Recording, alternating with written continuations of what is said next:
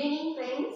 நம்ம இப்ப 9th standard NCERT-ல structure of cell வந்து பார்த்துட்டு இருக்கோம். இதுக்கு முன்னாடி உள்ள ஒரு வீடியோ செஷன்ல செல் மெமரி பத்தி பார்த்தோம். இன்னைக்குள்ள வீடியோ செஷன்ல நம்ம வந்து எண்டோபிளாஸ்மிக் ரெட்டிகுலம் பத்தி பார்க்க போறோம்.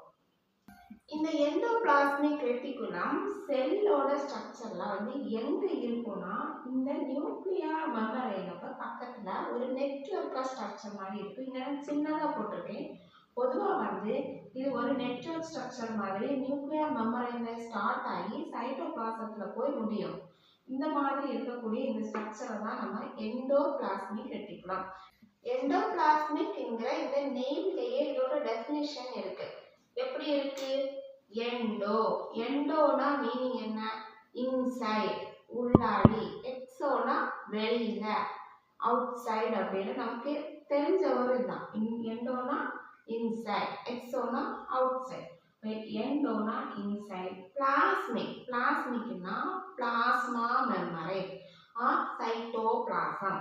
தென் ரெட்டிகுலம்ங்கிறது it's a network or structure. இது வந்து இந்த மாதிரி நெட்வொர்க் மாதிரி இருக்கும். இது வந்து நியூக்ளியஸ். இந்த நியூக்ளியஸோட நியூக்ளியர் மெம்பரேன்ல இருந்து இந்த மாதிரி நெட்வொர்க்கா இப்படி இருக்கும். இந்த மாதிரி இது போயிட்டே இருக்கும். நெட்வொர்க் ஸ்ட்ரக்சர் மாதிரி போயிட்டே இருக்கும். அப்போ இதை வந்து எப்படி சொல்றாங்கன்னா a network of structure present inside the plasma membrane is known as endoplasmic reticulum. So this endoplasmic reticulum is one of the large organelle present inside the cell. This endoplasmic reticulum extends from the outer nuclear membrane to the cytoplasm. Endoplasmic reticulum வந்து outer nuclear membrane, இது nuclear membrane, இது nucleus. இந்த nucleusக்கு வெளியில இருக்கக்கூடியத வந்து nuclear மெம்பரேன்னு சொல்லுவோம். இந்த nuclear மெம்பரேனுக்கு வெளியில it extends from the outer nuclear membrane to the cytoplasm. இதுதான் செல்லுனா இந்த செல்லுல இந்த நியூக்ளியஸ் இருக்கு, இந்த சைட்டோபிளாசம் இருக்கு. இப்போ இந்த நியூக்ளியஸோட நியூக்ளியர் மெம்பரேனோட அவுட்டர் நியூக்ளியர் மெம்பரேன்ல இருந்து இந்த எண்டோபிளாஸ்மிக் ரெட்டிகுலம் ஸ்டார்ட் ஆகி எக்ஸ்டெண்ட் ஆகி சைட்டோபிளாசத்துல போய் முடியும். இந்த மாதிரி ஒரு நெட்வொர்க் ஸ்ட்ரக்சரா இது போயிட்டே இருக்கும். இதுக்கு தான் பேர் வந்து endoplasmic reticulum. Then this endoplasmic reticulum looks like a bag-like structure, sac-like structure. இந்த endoplasmic reticulum இப்படி பார்த்தோம்னா அது ஒரு பேக் மாதிரி தொங்கிட்டே இருக்கிற மாதிரி இருக்கும். Also its structure looks like long tubes and oblong sac. ஒரு long tubules இருக்கிற மாதிரியும் நமக்கு பார்க்கிறதுக்கு தோணும். Then the main function of this endoplasmic reticulum is to secrete proteins. And the main function of this endoplasmic reticulum is the synthesis of proteins, fats and some hormones. Protein, fats and hormone வந்து synthesize பண்றதுக்கும் store பண்றதுக்கும் தான் இந்த endoplasmic reticulum use ஆகும். அதோட main ஃபங்க்ஷனே synthesize and transport of proteins, fats and hormones. And this endoplasmic reticulum is classified into two types. They are RER and SER. RER na enna? Rough endoplasmic reticulum. இந்த ER-னாலே endoplasmic reticulum. அதுல R என்ன போட்டிருந்தோம்னா rough endoplasmic reticulum, S போட்டிருந்தா smooth endoplasmic reticulum. Next நம்ம what are the differences between rough endoplasmic reticulum and smooth endoplasmic reticulum பத்தி பார்க்க போறோம். So first difference என்ன பார்த்தோம்னா rough endoplasmic reticulum. It looks like rough under electron microscope because ribosomes are attached on its surface. அத நான் வந்து அந்த ஸ்ட்ரக்சர்ல போட்டுட்டேன். இந்த மாதிரி இருக்கு எண்டோபிளாஸ்மிக் ரெட்டிகுலம். இதோட மேல வந்து இந்த மாதிரி ரிபோசோம்ஸ் அட்டாச் ஆகிருக்கும். அப்போ அதை பார்க்கவே வந்து சொரசொரப்பா ரஃப்பா இருக்கும். அதனால தான் இதை வந்து ரஃப் எண்டோபிளாஸ்மிக் ரெட்டிகுலம்னு சொல்லுவோம். ஸோ ரஃப் எண்டோபிளாஸ்மிக் ரெட்டிகுலம்னா it looks like rough under electron microscope because it has ribosomes which are attached on its surface. Then smooth endoplasmic reticulum என்ன இருக்கும்? இந்த ribosomes அந்த smooth endoplasmic reticulum present ஆயிருக்காங்க. Absence of ribosomes. So it does not have ribosomes on its surface. So it looks like smooth. So we are saying smooth endoplasmic reticulum.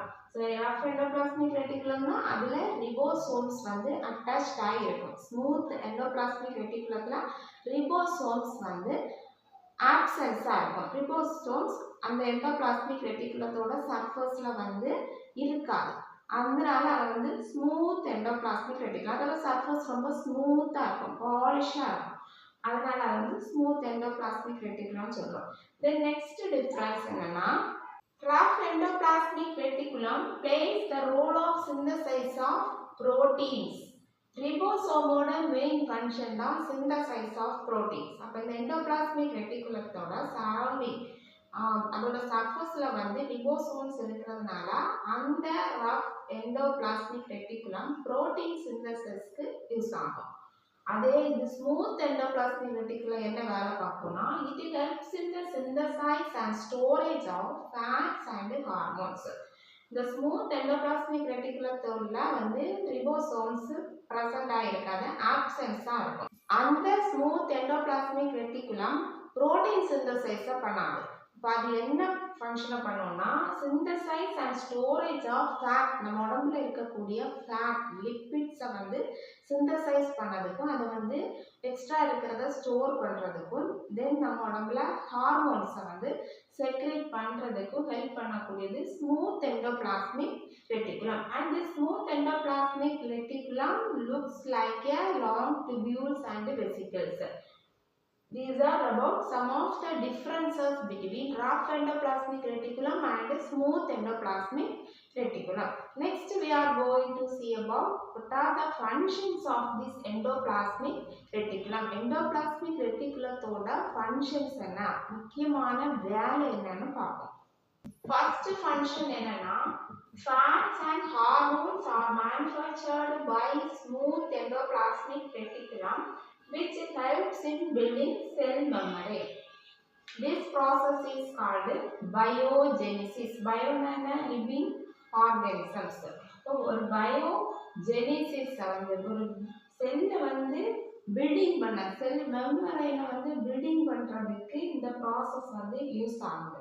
என்னது, smooth endoplasmic reticulum வந்து help பண்ணுது. Smooth endoplasmic reticulum ஏன் help பண்ணுது? Its main role is to synthesize and storage of fats and hormones. So fats and hormones are manufactured by smooth endoplasmic reticulum which helps in the building of cell membrane. Plasma membrane வந்து build பண்றதுக்கு இந்த ஃபேட்ஸும் hormones எல்லாமே use ஆகும். ஏன்னா plasma membrane வந்து 2 layer of lipid செல்ஸால இருக்கும். 2 layer of lipid மாலிகுலால தான் plasma membrane வந்து மேடப் ஆகிருக்கும். அந்த லிப்பிட் வந்து உருவாகிறதுக்கு காரணமாக இருக்கக்கூடியது யாரு? இந்த ஸ்மூத் எண்டோபிளாஸ்மிக் ரெட்டிகுலம். அப்போ இந்த மாதிரி இந்த ஸ்மூத் எண்டோபிளாஸ்மிக் ரெட்டிகுலம் ஃபேட்ஸையும் ஹார்மோனையும் செக்ரேட் பண்ணக்கூடிய ப்ராசஸ். அது செக்ரேட் பண்ணி செல் மெம்பரேனை பில்டப் பண்ணுறதுக்கு கொடுக்குது.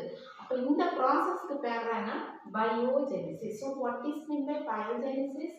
Fats and hormones are manufactured by smooth endoplasmic reticulum which helps in building cell memory. This process is known as biogenesis. The next function is smooth endoplasmic reticulum. That means SCR plays a crucial role in detoxification of poisons and drugs in liver cells of vertebrates. இப்போ இந்த smooth endoplasmic reticulum இப்போ நம்மள ஏதாவது பூச்சி கடிச்சிருக்கலாம், இல்லை நம்ம சாப்பிட்ட ஃபுட்டில் ஏதாவது ஒரு பாய்சனஸ் சப்ஸ்டன்ஸ் வந்து உள்ளே போயிருக்கும். அதே மாதிரி மெடிசின்ஸ் எடுப்போம், ட்ரக்ஸு. இந்த மெடிசின்ஸு வந்து ரெண்டு ஃபங்க்ஷன் இருக்கும். ஒன்று நமக்கு என்ன டிசீஸோ அதை க்யூர் பண்ணும். அதில் இருக்கக்கூடிய மீதி சப்ஸ்டன்ஸ் எல்லாமே போய் நம்ம லிவரில் டெபாசிட் ஆகும். இப்போ அந்த லிவரில் இருக்கக்கூடிய டெபாசிட் ஆகக்கூடியது வந்து ஃபேட் மாலிகுல்ஸ் வந்து கரைக்கும். அது கரைச்சி எக்ஸ்ட்ரேஷனில் வெளியில் போகும். அப்படி வெளியில் தள்ளுறதுக்கு ஹெல்ப் பண்ணுறது இந்த எஸ்சிஆர், ஸ்மூத் எண்டோபிளாஸ்மிக் ரெட்டிகுலம். அந்த கழிவு வேஸ்டஸ் எல்லாம் வெளியில போகாம நம்ம லிவர்லயே தங்கிடுச்சு, அப்படியே டெபாசிட் ஆயிடுச்சுன்னா தான் நமக்கு வந்து வேற மாதிரி டிசீசஸ் ஃபார்ம் ஆக ஆரம்பிக்கும். அப்போ அந்த மாதிரி நம்ம உடம்புல வேஸ்டஸ் பாய்சனஸ் ட்ரக்ஸு எதுவுமே ஸ்டோர் ஆகாமல் எல்லாமே எக்ஸ்ட்ரேஷன் வழியாக வெளியில் போகிறதுக்கு ஹெல்ப் பண்ணக்கூடியது smooth endoplasmic reticulum. So it is an important function of this endoplasmic reticulum. So smooth endoplasmic reticulum plays a crucial role in detoxification of poisons and drugs in liver cells of vertebrate. Vertebrate na முதுகெலும்புள்ள எல்லா உயிரினங்களும்.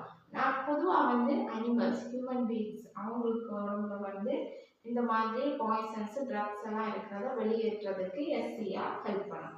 Then this endoplasmic reticulum gives mechanical support to the cell.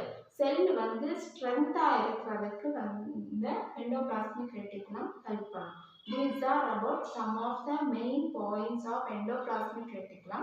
இது இவ்வளவுமே 9th standard NCERT-ல exploration text புக்கில் second unit cell the building block of life அதில் வந்து கொடுத்துருக்கக்கூடிய content. இப்போ 9th ஸ்டாண்டர்டு இப்போ படிக்கக்கூடியவங்களுக்கும் இப்போ 9th ஸ்டாண்டர்ட் டெக்ஸ்ட் புக்கை நம்ம ஏதாவது எக்ஸாமுக்கு ரெஃபரன்ஸ் எடுத்தோம்னா இந்த பாயிண்ட்ஸ் எல்லாமே நமக்கு ஹெல்ப்ஃபுல்லாக இருக்கும். ஸோ ஃப்ரெண்ட்ஸ், நம்ம இந்த வீடியோ செஷனில் செல்லோட ஸ்ட்ரக்சரில் இருக்கக்கூடிய முக்கியமான செல் ஆர்கனல் எண்டோபிளாஸ்மிக் ரெட்டிகுலம் பற்றி பார்த்தோம். இந்த வீடியோ செஷன் உங்களுக்கு பிடிச்சிருக்கும்னு நினைக்கிறேன். தேங்க்ஸ் ஃபார் வாட்சிங்.